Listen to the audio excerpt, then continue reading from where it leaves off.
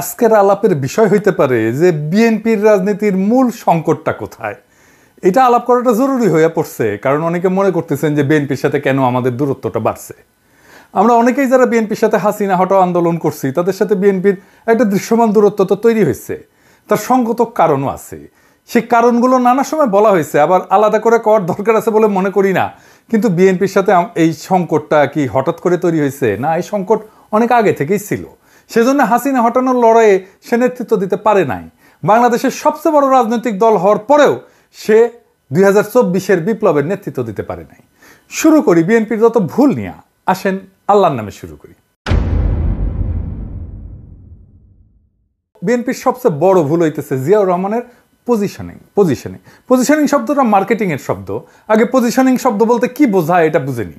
এটাতে মার্কেটিং এ বলে product positioning. এটা হলো মার্কেটিং এর একটা কৌশল, যার মাধ্যমে একটা পণ্যকে গ্রাহকদের মনে একটা নির্দিষ্ট এবং স্বতন্ত্র অবস্থানে স্থাপন করে দেয়। সহজ কথা, এটা হলো গ্রাহকদের মনে একটা ধারণা বা ভাবনা তৈরি করা যে পণ্যটা অন্য পণ্যের তুলনায় কিভাবে আলাদা, কিভাবে তাদের সমস্যা সমাধান করতে পারে। আমি একটা উদাহরণ দিই। ধরেন গাড়ির বাজারের পজিশনিং। ধরা যাক দুইটা গাড়ি আছে, গাড়ির নির্মাতা দুইটা, তাদের পণ্যের পজিশনিং করতেছে। মার্সিডিজ বেঞ্জ, এই যে মার্সিডিজ বেঞ্জ আর টয়োটা, দুটোই গাড়ি একই কাজ করে, তাই না? কিন্তু কোন গাড়িটা কিনবেন, কে কিনবে? মার্সিডিজ বেঞ্জ এটা খুবই উঁচু মানের গাড়ি, বিলাসবহুল গাড়ি, আরামদায়ক গাড়ি, এটা সেফটি স্ট্যান্ডার্ড ভালো, মানে খুব স্পিডে যদি বাঘ ঘুরতে যায় তাও এটা উল্টায় পড়বে না। বড় লোক দেখানোর জন্য আর কি, নিজের সম্পদশালী দেখানোর জন্য, সোজা কথায় ভাব শোধানোর জন্য লাগে আর কি। টয়োটা এটা নির্ভরযোগ্য, দীর্ঘমেয়াদী ব্যবহারের উপযোগিতা আছে, দামে সাশ্রয়ী, এটা রিসেল ভ্যালু ভালো, পার্টস পাওয়া যায় সব জায়গায়, তাই না? দুইটা ব্র্যান্ডে গাড়ি তৈরি করে, কিন্তু তারা আলাদাভাবে নিজেদের পজিশনিং করছে যাতে ভোক্তাদের মনে আলাদা আলাদা চিত্র তৈরি হয়। এক গ্রুপ কিনবে মার্সিডিজ আর এক গ্রুপ কিনবে টয়োটা, আলাদা জায়গা সবার। বিলাসবহুল কথাটা শুধু মার্সিডিজের জন্য, টয়োটার জন্য কিন্তু না। টয়োটা যদি বলে আমি বিলাসবহুল তাহলে কিন্তু হবে না। মার্সিডিজ যদি বলে আমার পার্টস সব জায়গায় পাওয়া যায় তাহলে হবে না। প্রোডাক্ট পজিশনিং মানে হলো প্রতিযোগিতামূলক বাজারে পণ্যটাকে এমনভাবে উপস্থাপন করা যাতে গ্রাহকরা সহজে বুঝতে পারে যে এই পণ্যটা কেন এই পণ্যের চেয়ে আলাদা এবং কেন গুরুত্বপূর্ণ তার জন্য। রাজনৈতিক দলেরও পণ্য আছে, সেটা তারা বেচা কেনা কথাটা শুনতে খারাপ লাগলেও এভাবে বললে সুবিধা হয়। তো আওয়ামী লীগের পণ্য কি? শরফদির বডিগার্ড, তারা বলে স্বাধীনতার নেতা, 6 দফা আন্দোলনের নেতা। আমরা অপছন্দ করলেও স্বাধীনতার অবিসংবাদিত নেতা হইতেছে শরফদির বডিগার্ড, মানে শেখ মুজিব পাকিস্তান আন্দোলনও করছিল, কিন্তু এটা আওয়ামী লীগ কিন্তু বলে না। জিয়ার পজিশনিং করছে কোথায়? বিএনপি। জিয়ার পজিশনিং করছে স্বাধীনতার ঘোষক, জেড ফোর্সের নায়ক। স্বাধীনতা কি জিয়া 1 নাম্বার ক্যারেক্টার স্বাধীনতা যুদ্ধে, মুক্তিযুদ্ধে? সে কি অবিসংবাদিত নেতা? আমি যাই বলি না কেন, এই স্বাধীনতার মাঠে কখনোই জিয়া মুজিবকে ছাড়াই যেতে পারবে না, তার ইমেজকে। পাকিস্তান আন্দোলনে কি মুজিব জিন্নাকে ছাড়াই যেতে পারবে না? তাহলে জিয়াকে কোথায় পজিশন করতে হইতো? জিয়া 7ই নভেম্বরের বিপ্লবের অবিসংবাদিত নেতা। 7ই নভেম্বর তো বিপ্লব হয়েছিল, সেই বিপ্লবের বিপ্লবীরা প্রফেসর ইউনূসের মতো জিয়াকে নেতার মুকুট পরাইছিল। জিয়া নেতা হইতে চায় নাই, কিন্তু পরিস্থিতির প্রয়োজনে নেতৃত্ব গ্রহণ করছেন, ঠিক প্রফেসর ইউনূসের মতো। সক্রেটিস বলছিল সেই শাসকই শ্রেষ্ঠ শাসক যে অনিচ্ছুকভাবে শাসনভার নেয়।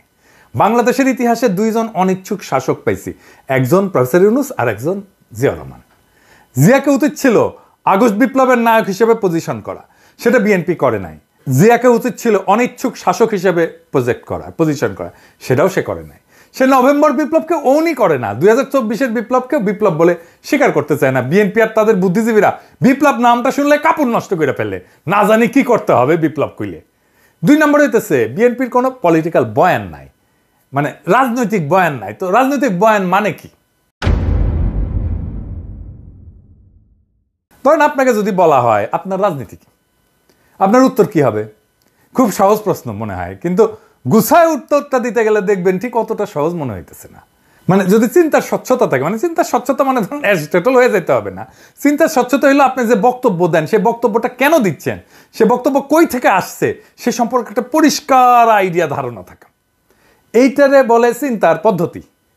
তো এই চিন্তার পদ্ধতি সম্পর্কে সচেতন থাকাই হইল চিন্তার স্বচ্ছতা, চিন্তা করতে পারা। এটা মেলা কঠিন কাজ। যেটা বলছিলাম যে আপনাকে যদি জিজ্ঞেস করে যে আপনার পলিটিক্সটা মূলত কি, আপনি আসলে কি করেন, কি চান, এই সমস্ত প্রশ্নের উত্তর দিতে গেলে আপনাকে একটা গল্প বলতে হবে। এই গল্পটাই হইতেছে বয়ান। যেমন ধরেন আওয়ামী লীগ কি বলবে যে সে 1000 বছরের বাঙালি জাতীয়তাবাদের রাজনীতি করে। আপনার এই দাবির পক্ষে একটা গল্প বলতে হবে আওয়ামী লীগকে। সেই গল্পটা হইতেছে সোনার বাংলার গল্প। সে সোনার বাংলায় ফিরে যেতে চায়। সে বলবে মুক্তিযুদ্ধের কথা। সোনার বাংলায় ফেরার পথে একটা মাইলস্টোন মুক্তিযুদ্ধ। সোনার বাংলায় ফেরার পথে আরেকটা মাইলস্টোন 52 ভাষা আন্দোলন। এখন এই যে বয়ান, এই যে গল্পটা, এটা সমর্থনে যারা থাকবে তারা আওয়ামী লীগের। এমনও হতে পারে সে আওয়ামী লীগকে ভোটও দেয় না, কিন্তু মুক্তিযুদ্ধের এই গল্প, এই ন্যারেটিভ, এই বয়ান, স্বাধীনতার এই বয়ান, এটা সে বিশ্বাস করে। অর্থাৎ আওয়ামী লীগের পলিটিক্যাল ন্যারেটিভে তার কোনো আপত্তি নাই। তাহলে সে ভোট কেন দেয় না আওয়ামী লীগকে? দেয় না কারণ সে মনে করে আওয়ামী লীগ মুক্তিযুদ্ধ নিয়ে যে ন্যারেটিভ দাঁড় করাইছে সেই ন্যারেটিভ অনুযায়ী সে চলতেছে না। মুক্তিযুদ্ধের ন্যারেটিভ সে পালন করে না। অর্থাৎ আওয়ামী লীগ খারাপ হয়ে গেছে। এছাড়া আওয়ামী লীগকে সমর্থন দিতে তার কোনো সমস্যা নেই। এই কারণে দেখবেন অনেকে বলে যে আমি আওয়ামী লীগের না, তবে শেখ মুজিব এবং মুক্তিযুদ্ধকে আমি অন করি। অর্থাৎ আওয়ামী লীগের বয়ানে যেই মুক্তিযুদ্ধের ইতিহাস সেটা পবিত্র হইলেও আওয়ামী লীগ আর পবিত্র থাকে নাই পরে, সেটা সে মনে করে আওয়ামী লীগ খারাপ হয়ে গেছে। এই উদাহরণ দিই কয়েকটা, বুঝবেন আমি কাদেরকে বুঝাই। সিরাজুল ইসলাম চৌধুরী, আনু মোহাম্মদ, সিপিবি, এই যে বিএনপির ফজলুর রহমান, এমনকি মির্জা ফখরুল ইসলাম, এমনকি বিএনপির এখন সবগুলো নেতাই মোটামুটি আওয়ামী বয়ানে বিশ্বাস করে। তারা মুক্তিযুদ্ধে বিশ্বাস করে, তারা স্বাধীনতার যুদ্ধে বিশ্বাস করে, এবং আওয়ামী লীগ যেভাবে বলে 72-এর সংবিধান সেটাতেই বিশ্বাস করে। কিন্তু আওয়ামী লীগ করে না। সে বলে, সে মনে করে যে মুক্তিযুদ্ধের যে ন্যারেটিভ এইটার মধ্যে আসলে এটা আওয়ামী লীগ এটারে নষ্ট করে ফেলছে। তো এই গ্রুপটা, এই যে চেতনা মারানিদের গ্রুপটার আর একটা ডাইমেনশন আছে যেই কারণে মুক্তিযুদ্ধকে তারা ওন করে, নিজের বলে মনে করে। সেটা কি? সেটা হইতেছে ধর্মনিরপেক্ষতা, অসাম্প্রদায়িকতা, প্রগতিশীলতা। আপনি দেখবেন বিএনপির নেতাগুলো এই কথাগুলোই বলে। এই 3টা শব্দ এটা ব্যবহার করে যে কথাটা আসলে বলতে চায় সেটা কি সেটা বলা সম্ভব না তাদের পক্ষে, সেজন্য এরকম শব্দগুলো বলে। এই শব্দগুলো হইতেছে ইসলাম বিদ্বেষ, মুসলমান বিদ্বেষ। মুক্তিযুদ্ধের যে বয়ান আমরা দেখি সেটা আসলে কাদের লেখা? কারা ঠিক করে দিছে যে মুক্তিযুদ্ধ বলতে এইটা বুঝতে হবে, এই জিনিসটা বুঝতে হবে? কে? মুক্তিযুদ্ধের ইতিহাস লিখছে ধর্মনিরপেক্ষতাবাদী প্রগতিশীলরা। তো প্রগতিশীলতা আর এই ধর্মনিরপেক্ষতার উৎস কোথায়? আমাদের দেশে। আসেন এটা একটু বুঝে দেখি। বাংলাদেশ রাষ্ট্র গঠনের 3টা পর্যায় আছে সুনির্দিষ্ট। 1 নম্বর পর্যায়, এই ভূখণ্ডে মুসলমানদের আগমনের পর থেকে ব্রিটিশদের কলোনি তৈরি হওয়া পর্যন্ত, তারপরে সেই কলোনি ভেঙে ভারত ভেঙে পাকিস্তান হওয়া পর্যন্ত, এরপরে বাংলাদেশ রাষ্ট্র সৃষ্টি হওয়া পর্যন্ত। এই ভূখণ্ডে হিন্দুদের কাছে মুসলমানদের আগমন কি, মানে ভারতবর্ষে কি মনে করে? এটা বহিঃশত্রুর আক্রমণ, তারা বাইরে থেকে আসছে। অন্য 8-10টা এই যে উপনিবেশ যারা করে, কলোনি যারা বানায়, তাদের মতো মুসলমানরাও কলোনি গাড়ছিল এই ভূখণ্ডে, যেমন ব্রিটিশরা করছে। তো এইটাই হইতেছে হিন্দুত্ববাদের গোড়ার কথা, যে মুসলমানরা বহিরাগত, বাইরে থেকে আসছে। অথচ মুসলমানরা যে ব্রিটিশ বা ইউরোপিয়ানদের মতো কলোনি করে নাই, বরং নিজেরাই ভূখণ্ডে আইসা তাদের মতো করে এই ভূখণ্ডের লোকই হয়ে গেছে। এই ভূখণ্ডকে নিজের ভূখণ্ড করে নিছে, এখানে সংসার করছে, বিয়ে শাদী করছে, এখানে মারাও গেছে, এখানে মানুষ হয়ে গেছে, সম্পদ পাচার করে নাই সে যেখান থেকে আসছে। সেইটা কিন্তু এই হিন্দুত্ববাদীদের বয়ানে পাওয়া যায়। বখতিয়ার খলজি তো আসছে আফগানিস্তান থেকে, সে কি আফগানিস্তানে নিয়ে গেছে তার সম্পদ? না। তাহলে কথা দাঁড়াইলো এই যে মোদির মতো হিন্দুত্ববাদীদের কাছে মুসলমানরা হলে এই উপমহাদেশে কলোনি করতে আসছে। এই কলোনাইজারদের কাছ থেকে বাঁচার একমাত্র উপায় হলো হিন্দুদের রাষ্ট্র গঠন করা। এটা বঙ্কিমচন্দ্রের রচনা পড়লেই বুঝবেন, শরৎচন্দ্রের রচনা পড়লেই বুঝবেন। দেখবেন যে কেন কিভাবে হিন্দুদের রাষ্ট্র গঠন করতে হবে। এই বয়ান দাঁড় করানোর জন্যই বঙ্কিম সারা জীবন কাজ করে গেছে। তাহলে বিষয়টা দাঁড়াইলো যে ভারত বা হিন্দুত্ববাদ এমন বয়ানই দাঁড় করাবে বা এমন বয়ানকে সমর্থন করবে যেটা হিন্দুত্ববাদের স্বার্থকে মুসলমান জনগণের স্বার্থের উপরে দাঁড় করাবে। আচ্ছা, এবার আসেন দেখি, আপনি যদি আমাদের এই দিককার এত পূর্ববঙ্গের বা বাংলাদেশের রাজনৈতিক ইতিহাস দেখেন, এখানে মূল দ্বন্দ্বটা আসলে কিসের ছিল? এই ভূখণ্ডের জনগোষ্ঠীর লড়াইটা কি নিয়েছিল? আসেন সেটা একটু বুঝে দেখি, তাহলে আমরা বুঝতে পারবো যে আসলে আমরা কোথায় যাইতেছি এবং কোথায় থেকে কোথায় আসলাম। দ্বন্দ্বটা মূলত জমি নিয়ে। জমি নিয়ে কেন? কারণ জমি কৃষিভিত্তিক সমাজের জীবিকা। মূলত পৃথিবীর অধিকাংশ দ্বন্দ্বই তার সম্পদ নিয়ে। আমাদের কৃষিভিত্তিক সমাজের সম্পদ তো জমি, তাই দ্বন্দ্বটা জমি নিয়ে হওয়ার কথা। মুঘল আমল আর ব্রিটিশ আমলে যে ভূমি ব্যবস্থাপনা ছিল, এই দুইটার মধ্যে মৌলিক তফাৎ ছিল, মানে মুঘল আমলের থেকে ব্রিটিশ আমলে। মোগলদের, বিশেষ করে আকবরের আমলে জমির মালিকানা ছিল সম্রাটের। খাজনার বিনিময়ে কৃষক জমির সকল অধিকার ভোগ করত। জমিদারের কাজ ছিল মূলত প্রশাসনিক, খাজনাটার মালিক ছিল না সে। খাজনাও ফসলের উৎপাদনের উপরে নির্ভর করত। কোনো বছর ফসল যদি ভালো হইতো খাজনা বাড়তো, উৎপাদন কম হইলে খাজনা কমে যেত। বাংলা অঞ্চলে ব্রিটিশরা চিরস্থায়ী বন্দোবস্ত চালু করার পরে এই ব্যবস্থার আমূল পরিবর্তন আসে। শুরু হয় আমাদের দুঃখ। কেমন সেটা? জমিদার হয়ে যায় ভূমির মালিক, আর কৃষক হয় খাজনা দেওয়ার মেশিন। ফসল ভালো হয়েছে কি খারাপ হয়েছে সেটা না, নির্দিষ্ট পরিমাণে খাজনা কৃষককে দিতে বাধ্য থাকতে হবে, একই পরিমাণে খাজনা। ফসল খারাপ হইলেও দিতে হবে, ভালো হইলে তো দিতে হবেই। মোগল এবং ব্রিটিশ আমলে জমিদারদের পার্সেন্টেজ করেন, তাহলে দেখবেন যে মোগল আমলে আনুমানিক 60 থেকে 70% জমিদার ছিল হিন্দু, বাকিটা মুসলমান এবং অন্যান্য ধর্মের। ব্রিটিশ আমলে এই সংখ্যাটা বাইরে হিন্দু জমিদারদের ক্ষেত্রে দাঁড়ায় 70 থেকে 80% হিন্দু জমিদার, মুসলমান এবং অন্যান্য ধর্মের জমিদারদের সংখ্যা দাঁড়ায় 20 থেকে 30%। অর্থাৎ মুসলমানরা মূলত বহিঃশক্তি, এই ধারণা থেকেই হিন্দু এলিটরা সবসময় ক্ষমতার কেন্দ্রে তাদের অবস্থানটা নিশ্চিত করছিল। ফলে ব্রিটিশদের আমলে আমাদের বাংলা অঞ্চলে হিন্দু জমিদারদের বর্ধিত ক্ষমতা পরিণত হয় মূলত রাজনৈতিক প্রভাব খাটায়, হিন্দু প্রভাব বজায় রাখায়।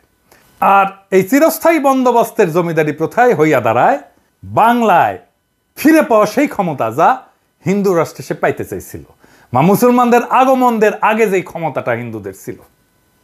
মুসলমানদের আগমনের পরেই প্রথম, ব্রিটিশ আসার পরে হিন্দুরা তাদের হিন্দু রাষ্ট্র, মানে মুসলমানদের হটায় রাষ্ট্র ক্ষমতা তাদের অধীনে নেওয়ার সুযোগটা এমনভাবে পাইল যেটা মুঘলদের আমলে ছিল না। তো হিন্দু রাষ্ট্র বানানোর পথে জমিদার শ্রেণীর যে রাজনৈতিক প্রভাব, সে প্রভাবের বিরুদ্ধে বিরোধিতা করবে কারা? মুসলমানরা, কারণ তারাই প্রজা। মনে রাখবেন যে এই বিরোধিতা গরিব কৃষকদের জমির মালিকানা আদায়ের আন্দোলন। কৃষকদের দিক থেকে এই আন্দোলন কোনো মুসলমান রাষ্ট্র গঠনের স্বপ্ন না, বা মুসলমান রাজত্ব ফিরে পাওয়ার স্বপ্ন না, সে ধর্ম প্রতিষ্ঠাও করতে আসতেছে না। এটা স্রেফ জমিদারি প্রথার নিষ্পেষণের বিরুদ্ধে প্রতিবাদ। এই আন্দোলনের নেতৃত্ব কারা দিছে আপনি যদি নাম দেখেন, এইটা দেখেন ফকির মজনু শাহ, হাজী শরীয়তুল্লাহ, দুদু মিয়া, তিতুমির, নুরুদ্দিন। এই আন্দোলন করছে মুসলমান হিন্দু কৃষকেরা মিলে, যারা হিন্দু জমিদারদের নিষ্পেষণ থেকে বাঁচতে চাইছিল। বাংলা অঞ্চল, মানে পূর্ব বাংলা অঞ্চল আজকে যেটা বাংলাদেশ, সেটা মুসলমান অধ্যুষিত হয়। এখানে মুসলমানদের পরিচালিত বিদ্রোহগুলাই এই জনপদের জনগণের রাজনৈতিক চিন্তার গঠনে সবচেয়ে শক্তিশালী প্রভাব রাখছে। দেখেন হাজী শরীয়তুল্লাহ প্রশ্ন উঠাচ্ছে যে জমির মালিক তো আল্লাহ, কোন মানুষ না, ফলে জমিদারদের এই জমির মালিকানা আমরা মেনে নেব কেন? একটা গান আছে এই ধারণার উপরে ভিত্তি করে, শুনছেন কিনা জানি না। এটা হইতেছে এরকম: মাঠে মাঠে সোনালি ধান, পরাণ পাগল করে, কয়দিন পরে সেই ধান যাইব জমিদারের ঘরে রে, আমার হিস্সা নাই সেই ধানে। আমি যদি আল্লাহর বান্দা, জমিন ও আল্লাহর, আদম হাওয়ার সন্তান মোরা, সমান অংশীদার রে, আমার হিস্সা যায় কোনখানে? এই যে প্রশ্নের ধরনটা ধর্মীয়, কিন্তু অর্থ কি? অর্থ হইল আমরা এই বেইনসাফি মানি না। অর্থাৎ ইসলাম হয়ে উঠতেছে অন্যায়ের বিরুদ্ধে প্রতিবাদের হাতিয়ার, প্রতিবাদের ভাষা। খেয়াল করেন, জমির মালিকানার প্রশ্ন পরিণত হচ্ছে একটা রাজনৈতিক প্রশ্নে। অর্থাৎ ইসলাম শুধু ধর্মেই সীমাবদ্ধ থাকতেছে না, এটা পরিণত হচ্ছে মজলুমের অধিকার আদায়ের অস্ত্রে। এই কারণেই বাংলাদেশে ইসলামকে শুধু ধর্মে রিডিউস করে নিয়ে আসাটা প্রগতিশীলদের একটা কৌশল। কারণ তাহলেই সে ধর্মকে ব্যক্তিগত বলে ড্রয়িং রুমে আলাপে বিষয় বানিয়ে ফেলতে পারবে, ড্রয়িং রুমে আটকায় ফেলতে পারবে, তার রাজনৈতিক প্রভাব থাকবে না। এর ফিরে যায়, তার মানে আমার রাজনৈতিক প্রশ্ন হচ্ছে যে আমার জমির মালিকানা যারা দেয় না তারা আমার শত্রু। রাজনৈতিক প্রতিপক্ষের জায়গা করে নিচ্ছে হিন্দু জমিদাররা। হিন্দু জমিদার মানে শুধু জমির মালিকই না, সে মূলত তার জমিদারের সকল প্রজার মালিক। জমিদারের বাড়ির সামনে দিয়ে জুতা পরে যাওয়া যায় না, হাঁটা যায় না, জমিদারের ছাও মারানো যায় না, জমিদারের নাতির অন্নপ্রাশনে টাকা দিতে হয়, বেশি খাজনা দিতে হয়। আবার মুসলমান যদি মুখে দাঁড়িয়ে রাখে তাহলে খাজনা দিতে হয় এক্সট্রা, গরু কোরবানি দেওয়া যাবে না, খাজনা দিতে না পারলে পিটায় মেরে ফেলবে। জমিদার পূজা করবে, সেজন্য খাজনা দিতে হবে মুসলমানদেরকে। তখন মুসলমানরা প্রশ্ন তোলে যে আমি কেন হিন্দুর পূজায় খাজনা দিব? এই জমিদারদের নির্যাতনের ইতিহাস জানতে হবে আপনাদেরকে, কি বিভৎস নির্যাতন করত। যাই হোক, ফলে জমিদারি উচ্ছেদের যে প্রকল্প, সেটা শুধু জমির মালিকানা পাওয়ার মধ্যে সীমাবদ্ধ থাকে না, সেটা নিজের জন্য রাষ্ট্র বানানোর একটা প্রকল্পে পরিণত হইতে থাকে। এমন রাষ্ট্র যেখানে কৃষক তার জমির মালিকানা পাবে তো বটেই, সেই রাষ্ট্রে সে মানুষ হিসেবে বেঁচে থাকার অধিকার পাবে। এই প্রেক্ষাপটেই বাংলার মুসলমানরা বঙ্গভঙ্গের পক্ষে দাঁড়াইছিল, কারণ বাংলা ভাগ মানে এই বঙ্গের জমিদারি কলকাতার জমিদাররা হারাবে, তার মুক্তি ঘটবে। আর এই বঙ্গভঙ্গের বিরোধিতা করছে রবীন্দ্রনাথরা, কারণ জমিদারি গেলে বজরায় বসে নিশ্চিন্তে প্রেম সঙ্গীত লেখা যাবে না, জমিদারি যাওয়া মানে পেটে টান পড়া। তাই লিখতে হইল, আমার সোনার বাংলা আমি তোমায় ভালোবাসি। এই সোনার বাংলা কোনটা? এইটা। কোন ভূখণ্ডকে রবীন্দ্রনাথ সোনার বাংলা বলছিলেন? এইটা। রবীন্দ্রনাথের সোনার বাংলা এইটাই। শুধু জাতীয় সঙ্গীত নিয়ে হাউকাউ না কইরা এই সোনার বাংলা আইনা থাকে বা আমার বাকশালীরা। কিন্তু পরিহাসের বিষয় হলো পূর্ব বাংলা তাকে ভালোবাসে না। কিন্তু এই জমিদারি রক্ষার গানটাই হয়ে দাঁড়ায় জমিদার বিরোধী জনগণের রাষ্ট্রের জাতীয় সঙ্গীত। কি তামাশা! এই জমিদার বিরোধী আন্দোলনে আসলে কি ঘটে? হিন্দু জমিদারদের যে অর্থনৈতিক, রাজনৈতিক আর সাংস্কৃতিক প্রভাবের কথা বলছি, সেই প্রভাবে প্রথম সংগঠিত আঘাত হয়ে নেয় এই মুসলমান কৃষকেরা। ফলে এই যে জমিদার শ্রেণীর যে আধিপত্য এবং আপামর হিন্দুদের যে আধিপত্য, তার উপরেও আঘাত পড়ে। একজন হিন্দু কৃষক এবং মুসলমান কৃষকের মধ্যে তফাৎ হইল যে ওই হিন্দু কৃষক মানসিকভাবে জমিদারদের সাথে অবস্থান করে, আর মুসলমান কৃষকটা থাকে দ্বিতীয় শ্রেণীতে। এমন তথ্য আপনি ইতিহাসেই পাবেন। জমিদার বাড়িতে দুই কৃষক গেল, একজন হিন্দু আর একজন মুসলমান। একজন বসলো পাটিতে আর একজন বসলো মাটিতে। কে মাটিতে বসলো বলে মনে করেন? মুসলমান কৃষক। দরিদ্র কৃষক হইলেও শুধুমাত্র হিন্দু হওয়ার কারণে আপনি সাংস্কৃতিকভাবে শক্তিমান হয়ে উঠবেন, নিজের শক্তি ফিল করবেন। এটা আপনি দেখতে পাবেন, এখনো দেখতে পাবেন যে আওয়ামী লীগের কাছ থেকে জীবনে একটা উপকার পায় নাই কিংবা চায় নাই, কিন্তু জুলাইয়ের গণহত্যাকে অস্বীকার করে এমন আওয়ামী সমর্থকের দিকে খেয়াল করে দেখলে বুঝবেন এরা আওয়ামী লীগ ক্ষমতায়, এই চিন্তাটাই তাকে ক্ষমতাবান করে তোলে। সে মনে করে আমি ক্ষমতার একটা অংশ, আমার একটা আলাদা ক্ষমতা আছে। ফলে মুসলমান কৃষক যখন হিন্দু জমিদারদের বিরুদ্ধে বিদ্রোহ করে, তার মনে তখন এই ব্যবস্থা উচ্ছেদের স্বপ্ন থাকে, স্বপ্ন থাকে নতুন রাষ্ট্রের। এই রাষ্ট্রের স্বপ্নই তাকে দেখাইছিল পাকিস্তান, দেখাইছিল জিন্নাহ। ফলে পূর্ববঙ্গের মুসলমান এই পাকিস্তানের পক্ষে দাঁড়ায়। পাকিস্তান রাষ্ট্রের ধারণা আসছিল মূলত গান্ধীদের হিন্দুত্ববাদী ভারত বানানোর বিরোধিতা থেকেই। মুসলমানরা এই দেশে বহিরাগত শত্রু, এই ধারণার কন্টিনিউশন, ধারাবাহিকতা হইতেছে কংগ্রেস। যা বলতেছিলাম যে এই পাকিস্তান যখন বলে যে আমরা জমিদারি প্রথা উচ্ছেদ করে দেবো, তখন পূর্ববঙ্গের মানুষ কোনো দিকে না তাকায় তাকে সমর্থন করে, কারণ এমন একটা রাষ্ট্রের স্বপ্নই তো তারা এতদিন ধরে দেখছে। পাকিস্তান সৃষ্টি করতে চাওয়া আর গরিব মুসলমান কৃষকের পাকিস্তান রাষ্ট্র বানানোর প্রশ্নের সমর্থন দেওয়া এক না, এটা একটু মনে করাই দিতে চাই। পূর্ববঙ্গের জনগণের সমর্থন নেওয়ার জন্যই মূলত এই কথার উদ্ভব হয়েছিল এবং জনগণ তাতে সায় দিছিল স্বাভাবিকভাবে। তো স্বাদের জমিদারি উচ্ছেদ হয়ে যাবে, এটা মানা স্বাভাবিকভাবে অসম্ভব হিন্দু জমিদারি এলিটদের জন্য। হিন্দুত্ববাদী রাষ্ট্র প্রকল্পের জন্য এটা সবচেয়ে বড় শত্রু। কিন্তু বাস্তবতা হইল পাকিস্তান তৈরি হয় এবং স্বাদের জমিদারি জয় বাংলা হয়ে যায়। অর্থনৈতিক প্রতিপত্তি যদি চলে যায় হিন্দু জমিদারদের, তাহলে বাকি থাকে কি? হিন্দু জমিদারদের হাতে তখন একটা মাত্র অস্ত্র থাকে, সেটা হইল সাংস্কৃতিক আধিপত্য, বয়ানের আধিপত্য। শুধুমাত্র তাহলেই পাকিস্তানকে ভাঙা যাবে। পাকিস্তান রাষ্ট্রে বহু সমস্যার কারণে পাকিস্তানকে সবচেয়ে বেশি সমর্থন করা বাঙালি মুসলমান কৃষকের স্বপ্নভঙ্গ হয় কিছুদিনের মধ্যেই।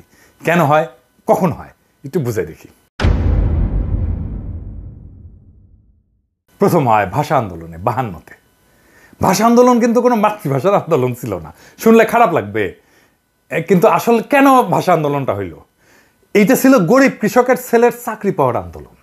জমিদারি প্রথার শিকল থেকে রক্ত দিয়ে বেড়ে আসে কৃষক যখন শোনে রাষ্ট্রের ভাষা হবে উর্দু, অর্থাৎ সে বাংলায় কথা বলার ছেলে আর সে চাকরি পাবে না, সে বিদ্রোহ করে বসে। 52-র ভাষা আন্দোলন এই দেশের মেহনতি মানুষকে চেনার একটা বিশাল সুযোগ। পাকিস্তান আন্দোলন করে পাকিস্তান বানানো বাঙালি মাত্র 5 বছরের মাথায় রাষ্ট্রের বিরুদ্ধে বিদ্রোহ করে বসে। ফলে এদেশের জনগণ যে নিজের স্বার্থ বুঝে এবং বুঝে নিতে চায়, অন্তত তাকে বেশি দিন মুখে চুষনি দিয়ে চুপ করে রাখা যায় না, সেটা এই ঘটনায় বোঝা যায়। আমি এই জন্যই বলতাম, বারে বারে বলতাম, হাসিনার শাসন টিকবে না, কোথাও কোনো প্রতিরোধ নাই। আমি তখনও বলছি টিকবে না, আপনারা অবিশ্বাস করছেন অনেকেই, বলেন আমি বাড়ায় বাড়ায় বলি, আমি সকাল সন্ধ্যা হাসিনাকে ফেলাই দিই। এটাই আমাদের শক্তি। অনেকে আবার বলে যে আবার ফ্যাসিবাদ আসবে, আসতে পারে, টিকবে না। অনেকে বলে ভারতীয় আধিপত্যবাদ আসবে, আসতে পারে, টিকবে না। অনেকে বলে বিএনপি আওয়ামী লীগের শাসনের মতোই শাসন চালাইতে পারে, টিকবে না। বাংলাদেশের মাটিতে বাতাসে এমন কিছু একটা আছে, এটা মাথা নোয়ানোর না। এটা আমি আপনি না থাকি, বাংলাদেশ আবার জায়গা উঠবে, বাংলাদেশ আবার প্রতিরোধ করবে। যা বলছিলাম যে হিন্দু জমিদারদের শ্রেণীর যে সাংস্কৃতিক বয়ান, এই আধিপত্য তৈরি করে কে? আধিপত্যই তৈরি করে প্রগতিশীলতা, অসাম্প্রদায়িকতা এবং ধর্মনিরপেক্ষতার নামে। কারা করে? প্রথম আলো, টেলিস্টার, সিপিবি, ছায়ানট, উদিসি, এদের মাধ্যমে।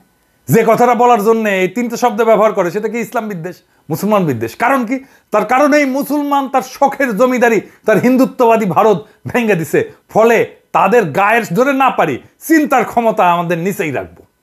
প্রমাণ দিই আপনাকে। যদি জিজ্ঞেস করা হয় একজন অসাম্প্রদায়িক প্রগতিশীল লোক বললে আপনার মাথায় কেমন চিত্র ভেসে ওঠে, আমি উত্তরটা দেব না।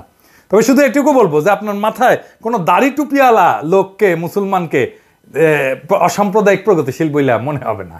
মুক্তিযুদ্ধের পর থেকে আমাদের রাষ্ট্রের রাজনৈতিক বয়ান যেটা আধিপত্য করতেছে, সেই বয়ানে কি দাড়ি টুপি পরা কাউকে স্থান দেওয়া যায়? ভেবে দেখেন।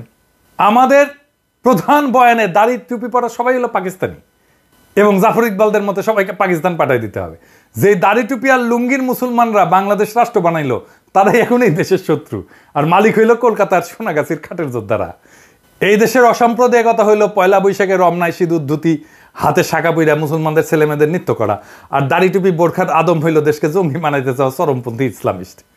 এই তো প্রগতিশীলদের বয়ানে মুক্তিযুদ্ধ, তাই না? যে গরিব মুসলমান কৃষক জমির মালিকানা আর অধিকারের রাষ্ট্র বানাইতে বহু সংগ্রামে শেষে এই বাংলাদেশ বানাইলো, সেই বাংলাদেশে তারা হয়ে গেল দেশ বিরোধী। খুব মজার ব্যাপার না? আর এই বয়ানের কারিগর কারা? এই বয়ানের কারিগর হইতেছে সেই প্রগতিশীল সাম্প্রদায়িক ধর্মনিরপেক্ষ ভাইয়েরা আর বোনেরা। এই বয়ানই তো হিন্দু জমিদারদের কালচারাল ন্যারেটিভের আধিপত্যের বয়ান, যে বয়ান এসে থিতু হয়েছে আওয়ামী লীগের হাতে। ফলে আওয়ামী লীগ হয়ে উঠছে ভারতের একমাত্র বর্ষার স্থল। বিএনপির রাজনৈতিক দেউলিয়াত্বের কথা উঠতে যে এত বড় ইতিহাস আনতে হইল, ক্ষমা করবেন, এবার বিএনপির আলাপে ঢুকবো। জেনারেল জিয়া হইলেন এই দেশের ইতিহাসের দ্বিতীয় প্রধান রাজনৈতিক ব্যক্তি, যিনি ভারতের সৃষ্ট বাংলাদেশে অনুষ্ঠিত এই বয়ানের বিরুদ্ধে দাঁড়ায় পড়ছিলেন দ্বিতীয় ব্যক্তি হিসেবে। প্রথম ব্যক্তি কে ছিলেন? মৌলানা ভাসানী। অর্থাৎ মুক্তিযুদ্ধ তথা বাংলাদেশের পলিটিক্যাল ডমিনেন্ট বয়ানকে ভেঙে নতুন বয়ান দাঁড় করাইছিলেন জিয়াউর রহমান। তিনি যে খুব শক্ত বয়ান দাঁড় করাতে পারছিলেন তা না, তবে আওয়ামী বয়ানের বাইরে তিনি আসতে পারছিলেন। ফলে ভারতের হেজিমনির বাইরেও যে এদেশে পলিটিক্স করা যায় সেটার পথ তিনি দেখাইছেন।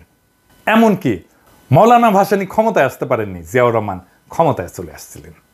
সো মৌলানা ভাসানীর চেয়ে এক ধাপ আগায় জিয়াউর রহমান ইন্ডিয়ার কালচারাল ডমিনেন্স পলিটিক্যাল বয়ানের বাইরে নতুন একটা রাজনৈতিক চিন্তা দেখাইছেন এবং সেই চিন্তাকে ক্ষমতাশালী করে তুলছেন। আজকের বিএনপির অবস্থা কি? আজকের বিএনপি মুক্তিযুদ্ধের কথা বললে, ৭২-এর সংবিধানের কথা বলে রাজনীতি করতে চাইতেছে। প্রথম আলো ডেইলি স্টারের সামনে জিয়াফত দিলে বিএনপির পুচ্ছে আগুন জ্বলে যায়, আর মির্জা ফখরুল মিছা কথা বলে বক্তৃতা দেয় যে পত্রিকা অফিসে আগুন দেওয়া হয়েছে। এমন বাংলাদেশকে আমরা চেয়েছিলাম। বাংলাদেশ রাষ্ট্রের সাথে সবচেয়ে বড় গাদ্দারি এখন বিএনপি শুরু করছে। বিএনপি যদি মুক্তিযুদ্ধের আওয়ামী বয়ানই ফেরি করে, তাহলে আলাদা করে পার্টি করার প্রয়োজনীয়তা কিসের? আওয়ামী লীগ করলেই তো পারে। তো মুক্তিযুদ্ধের বয়ান দিয়ে যে ফ্যাসিজম আওয়ামী লীগ চালু করছিল, সে একই কাজ তো বিএনপিও চালু করলো। তাহলে বিএনপির নিজের রাজনীতি কোনটা? উত্তর হইল যে বিএনপির কোনো রাজনীতি নাই। আওয়ামী লীগ তার বয়ান দিয়ে ফ্যাসিজম করছিল, কারণ সেটা করার জন্য যে জিনিসগুলো দরকার, যে ন্যারেটিভ দরকার, সেটা তার ছিল। বিএনপির ফ্যাসিজম করতে পারবে না, কারণ ফ্যাসিস্ট হওয়ার জন্য যে ন্যারেটিভ দরকার সেটা তার নাই। বড় জোর চাঁদাবাজ হইতে পারবে, টেন্ডারবাজি করতে পারবে, ঘুষ খাইতে পারবে, টেম্পু স্ট্যান্ড দখল করতে পারবে, আওয়ামী লীগের চাইতে কুৎসিত ভাবে গালি দিতে পারবে, কিন্তু রাজনীতি করতে পারবে না। ফলাফল হয়েছে যে বিএনপি রাষ্ট্র ক্ষমতায় যাওয়ার সবচেয়ে বড় স্টেক হোল্ডার যে দল, সেটা অলরেডি সবার কাছে একটা তামাশায় পরিণত হয়েছে। তাদেরকে এখন টেম্পু স্ট্যান্ডের চাঁদাবাজ বলা হয়। দেখেন, তারা দ্রুত নির্বাচন চায়, আগাম নির্বাচন চায়, সেটাও তামাশার বিষয় হয়ে গেছে। সে আগাম নির্বাচনের পক্ষে সে একটা ভালো ন্যারেটিভও দাঁড় করাইতে পারেনি। আল বদর থেকে বানানো আল বটর গালিটাই বিএনপির রাজনৈতিক দেউলিয়াত্বের সবচেয়ে বড় প্রমাণ। ভাষা ধার করতে হয় আওয়ামী লীগের কাছ থেকে। আওয়ামী লীগের বানানো মুক্তিযুদ্ধের বয়ানের বাইরে কোনো পলিটিক্যাল বয়ান বানানোর বুড়ো বিএনপির নাই। জিয়াকেও এই মুক্তিযুদ্ধের বাইরে কল্পনা করতে পারে না। আওয়ামী লীগের শত্রু বানানো দেখে আওয়ামী লীগের শত্রু জামাতকেই তার শত্রু বানাইতে হয়। আওয়ামী লীগ যেহেতু বানাইছে, তাকেও বানাইতে হবে। সেজন্য সে আসলে দেখেন, সে আওয়ামী লীগ বয়ানের ভিতরেই আছে, আওয়ামী লীগের ন্যারেটিভের ভিতরেই আছে। আওয়ামী লীগেররা যে গালিটা দিত, বিএনপি একই গালি দিচ্ছে রাজাকার বইলা। যারা আওয়ামী লীগের শত্রু ছিল তারা এখন বিএনপি শত্রু হয়ে গেছে। সিপি গ্যাংয়ের মতো তারা ঝাঁপায় পড়তেছে আমাদের ফেসবুক পোস্টে। আওয়ামী লীগ আমারে বলতো আমি তারেক রহমানের টাকা খাই, বিএনপি এখন বলে আমি জামাতের টাকা খাই। চিন্তায় এতটাই গর্দভ, সেই আওয়ামী লীগের বয়ান, আওয়ামী লীগের ভাষা, আওয়ামী লীগের ন্যারেটিভ দাঁড় কইরা সে আমাদেরকে ফাইট করতে হয়। এদের সৃষ্টিশীলতার অভাব থাকার কারণে সে গালি এখন শুধু জামাতের মধ্যে সীমাবদ্ধ থাকতেছে না। এখন যারাই বিএনপি নির্বুদ্ধিতা নিয়ে কথা বলে সবাইকে আলবটর বলে, আমাকে বলে আলবটর কমান্ডার বলে, আমি নাকি আলবটরের কমান্ডার। বিএনপির হয়ে কোনো শিক্ষিত লোক কথা বলে এমন দেখছেন কাউকে? ওই এক ছাড়া, ফাহাম ছাড়া, আর বিরিয়ানির দোকান থেকে চান্দা তোলা লোক, সে হচ্ছে বিএনপির অনলাইন সিপাচালার। তাহলে বিএনপির পক্ষ নিয়ে একটা কথা বলার লোক থাকলেও কেউ না। বিএনপির পক্ষ নিয়ে আসলে কথা বলতে গেলে আপনি আসলে বলবেনটা কি, আপনার বক্তব্যটা কি? বিএনপি রাজনীতি কেন করবেন? কেন আপনার পক্ষে আমার যাইতে হবে? কোনো উত্তর আছে? কোনো উত্তর নাই। এই কারণে দেখবেন আমাকে বিএনপির টপ লিডাররা গালি দেয়, কোনোদিন আওয়ামী লীগের টপ লিডাররা গালি দেয় নাই। কারণ তাদের আমার কথার জবাব দেওয়ার মতো মাল ম্যাটেরিয়াল তাদের মাথায় নাই। হার্পিক মজুমদার যে বয়ান তৈরিতে যে পারঙ্গম, সেটাও তারা পারে না। কেন আওয়ামী লীগের রাজনীতি করবেন এটা বলতে বললে হার্পিক মজুমদার যেভাবেই হোক, চেষ্টা করে হোক, সত্য মিথ্যা মিলায় 1 ঘন্টার একটা বক্তৃতা দিয়ে দিতে পারবে। কিন্তু এই বিএনপি সকল মাথায় হ্যাক করলেও বাজারি কথাবার্তার বাইরে 2 মিনিটও কথা বলতে পারবে না তারা। চ্যালেঞ্জ দিলাম, পারলে কইরেন। পারলে তো হাসিনার বিরুদ্ধে বয়ান আপনারাই তৈরি করতেন, আপনারা তো করতে পারেন নাই। বিএনপি জনগণের উপরেও ভরসা পায় না, তাই ওয়াকারের কোলে গিয়া ওঠে, ইন্ডিয়ার সাথে নেগোশিয়েট করে। যেই বাংলাদেশ তাদের নেতা হিসেবে বরণ করে নিতে তৈরি ছিল, সেই জনতা মুখ ফেরায় নিচ্ছে তাদের থেকে। বিএনপির এই রাজনীতি আত্মঘাতী। বিএনপিতে যদি র্যাডিক্যাল পরিবর্তন না আসে চিন্তা এবং চর্চায়, তাহলে বিএনপির কোনো ভবিষ্যৎ নাই। কথাটা বিএনপি আলাদের ভালো লাগবে না, কিন্তু এটাই বাস্তব।